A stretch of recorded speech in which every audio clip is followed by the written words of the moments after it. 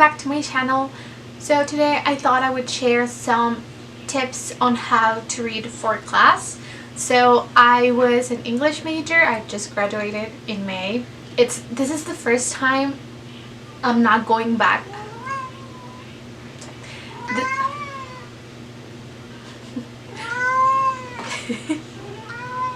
This is the first time I'm not going back to school at all, and it's so weird. Also, the fact that I don't have a job and that we're in the middle of a pandemic, it just makes it weirder. So yeah. Anyway, so since I was an English major and I just recently finished school, I think I have some pretty good tips on how to read for class. You don't have to be an English major to need some reading tips. I know that there's other majors that require a lot of reading, so this is just how to get some or most of that reading done. Hopefully all of that reading done. I'm not gonna lie, I did not read every single thing that I was assigned, because it's honestly sometimes it feels impossible, and also I can't be interested in everything that they give me. She wants to be part of the video, so we're gonna let her be, okay? Okay, so let's get started with the tips. The first tip is to take as many classes as you can handle.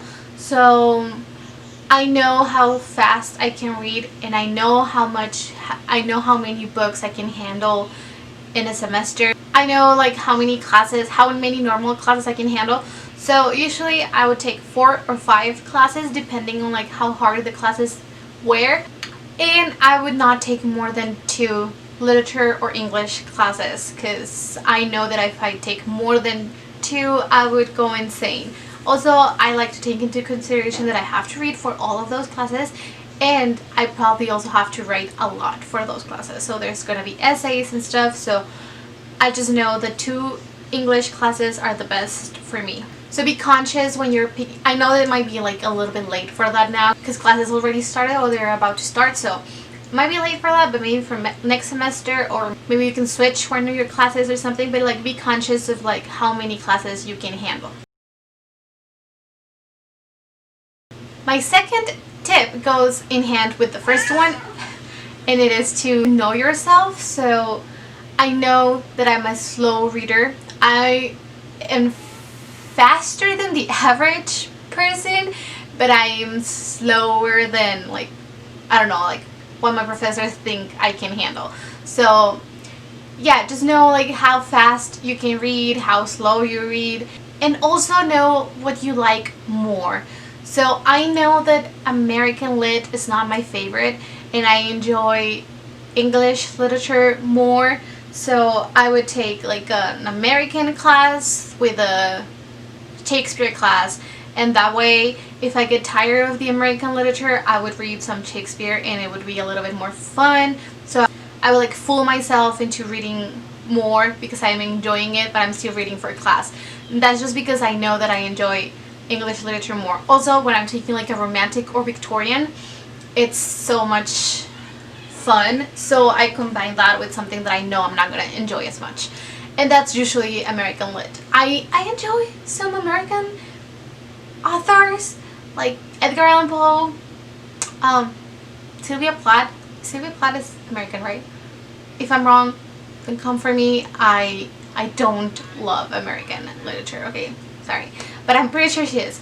Also, it's kind of hard to know because some of them lived in Europe for a long time, so it's kind of confusing sometimes. I do enjoy some American authors, but I prefer English literature, especially romantic and Victorian. It's so much fun. Knowing yourself, knowing what you can handle, knowing what you like, it's gonna help you a lot for the classes and to get through all of your reading, or at least most of your reading. Let's say you don't enjoy American literature as much, so you stop reading your homework for American, but you read maybe half of it, so you move on to reading your English literature texts, and maybe you get through all of it, and then you have just half of American finished, so you can read I don't know, half of the half, and that way you read most of it. So, and it's not that bad. That's what I think. My third tip is to research your professors and your classes. So we all know that there's like the Rate Your Professor website, and sometimes you can find the syllabus for the class, and that always helps me a lot. So when you look up professor on Rate My Professor, you can know like how much reading you're gonna need to do for that class, and just also like how entertaining their class is, because sometimes there can be a lot of reading but their class is also really good, so it might be worth it to take that class, because sometimes it's better to read a lot but also be entertained, and instead of reading not a lot but be bored to death in that class. Sometimes I do like to think and just read a lot. So like I know like for my Shakespeare classes I would read a lot, but it would also be so much fun to go to class and connect it to like the present time and all of that. So yeah, I enjoyed it. Also like I enjoyed reading Shakespeare a little bit more. But that's also important, like if you get a good professor, then you're gonna be motivated to read. Also, you can check the syllabus if it's available, and you can know how much reading is gonna be assigned for the semester. And sometimes you can also like maybe get ahead. I never did that, but I know some people like to read ahead. So if you get the syllabus like 2 weeks before the class starts, you can start reading some of the assigned texts, and I think that is a good idea if there's a lot of novels that you have to read for class. It is also good to kind of have an idea of how the class is gonna go, because that way you can pair that class with a class that it's not gonna have a lot of reading. So let's say one class has a lot of novels, you can combine that with like a class that has more like poetry or plays, and that's like less reading than like novels, and it's just like and that's just like a good way to know that you can get through all of the reading. My fourth tip is time management. You have to know how to manage your time. Like that's just such an essential skill for life. Just have to know how to manage your time. And honestly, I feel like being an English student gives you a lot of like time management skills, because you have to get through all of the reading, and you also have to do homework for like other classes, not just English. So one of my favorite professors likes to like in class, he likes to do the math for how many pages you're gonna be reading for the next class. So he would like assigned, like you can also like do this by yourself even before the semester starts, or like at the first week of the semester. Once you have the syllabus, you can count how many pages you have to read per class, and you can divide that for the whole week, and that way you don't have to read everything the night before, because that sometimes it's really hard.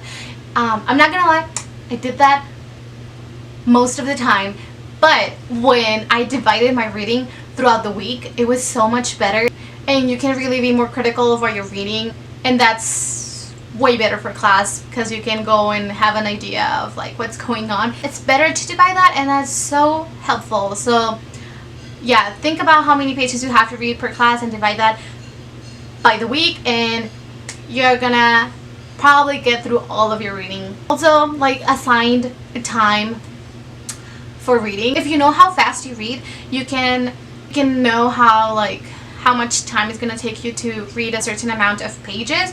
So if you divide it throughout the week, you can actually assign a time to read it, and that way you can have time to like do homework for other classes, but also like get through all of the reading. My next two tips are more if you can't get through all of your reading, you can do this. Not all of us get through all of the reading. I know there is magical people that get through all of the reading, and I don't know how they do that, but honestly, I was never able to read every single thing that was assigned to me in a semester. Never. Especially if we're talking about textbooks, sometimes those things are really boring. Most of the time they're boring, and it's hard to read like 2 chapters for the next class, and it's just like, it's so boring. And if like a good novel, like I don't know, when we're reading like Wuthering Heights, which is good, and I still struggle to get through it, it's like, how am I gonna get through a textbook that doesn't have a plot and characters? My fifth tip is to go to outside sources. So we all know about SparkNotes and Shmoop. Yeah, you know, those are your best friends. Like if you don't get through the reading, those are your best friends. What I like about SparkNotes is that it gives you like a summary of the whole thing, and then sometimes you can find summaries by chapter or by like acts, like in the case of plays and something. They also have like quiz questions, and they also have like, sometimes they also have like translations if you're having to read in like old English. Sometimes that's really hard, so SparkNotes usually has like a translation, and that's so much easier to get through. And what I like about the other one, Shmoop, yeah, that one, is that it has like, it usually always has chapter by chapter. They also have quotes. I think SparkNotes also has quotes, and they have like the summaries and everything. So those two I really like because they have like a lot of things for one text, and if you go through like most of it, you're probably gonna be doing the same amount of reading. I don't know. I usually would think about that. It's like, is me reading all through the SparkNotes the same as reading the book? Probably. But the good thing about SparkNotes and Shmoop or whatever is that they're giving you also like an analysis of what you're reading, and that's gonna make you more prepared for class. If you're reading a really hard text, sometimes it's good to go to like SparkNotes or something and read what it is about, and then go and read the actual text. That is if you have time and you're like, you're being like this really good student. It's gonna make it so much easier, like having an idea of what it is about and like what you're looking for when you're like analyzing it. It's a good way to like go prepared to class, even if you were not able to read all of it. And usually, even when I didn't read all of it, I would read like most of it and then finish the reading from that. Also know your professors. Sometimes professors have really hard quizzes that have like very specific questions, and for that you probably do need to read. And sometimes professors have more like general questions, and for those you can usually get away with not reading all of it or like none of it. So just think about those outside resources and take advantage of it. My final tip is to go to class. Sometimes we all enjoy skipping a class. Sometimes it's just more fun to go get coffee or take a nap or just not go to class. But if you're not able to read all of the text, your best resource is going to be class. And that is, in class you're probably going to talk about what happened in the text. Other students probably read it, and they can maybe, if you have friends and they read it, you can talk to them, they can tell you what happened. But also like in class you're going to like point out some quotes and just things that happen. And if you go to class and did not read, make sure that you like went to like one of the outside resources, just so you have an idea in case the professor picks on you and you like kind of know something. But yeah, going to class is like you get a summary of the reading, you get quotes, you get a lot of things, so that can help you for like later when you have to like write an essay or for like the exams or something. So yeah, go to class. That's always a good thing to get through all of your reading, even if you're not reading. You know, I don't know if it makes sense, but like,